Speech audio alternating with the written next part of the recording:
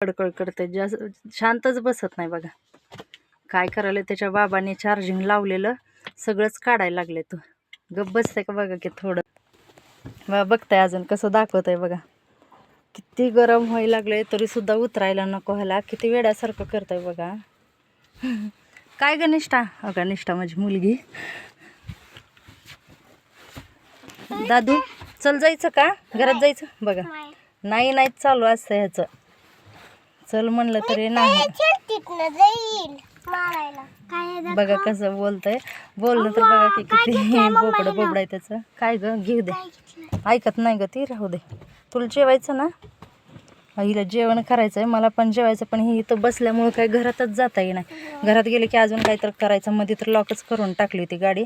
आणि पूर्ण काचा पॅक करते. काचा पॅक केले की मग श्वास वगैरे गुदमरला तर काय करायचं. त्यामुळं खूप भीती वाटते. ह्याच्यापाशी सारखं लक्ष देत बसायचं. कुठपर्यंत असं बसायचं सांगा. अगं कसं चालू असतं अजून. घाम आलेलं बघता का बघा किती. पुसायला सुद्धा नको. पुसायचं म्हणलं तरी त्याला वाटतं मी उतरवते काय की गाडीतून. म्हणून नको नको नको नको चालू असतंय. आणि त्याच्यामुळं मी बसले. मला पण किती गरम व्हायला लागलं. चल बाहेर म्हणते हो का कसं दीदीला. निष्ठा एकदा म्हणते दीदी एकदा म्हणताय. बोल तसं नाही करायचं बाबा रागवतेत. बोल हाय म्हण. हाय कर. सबस्क्राईब करा, लाईक करा, कमेंट करा. बघा कसं बोल म्हणलं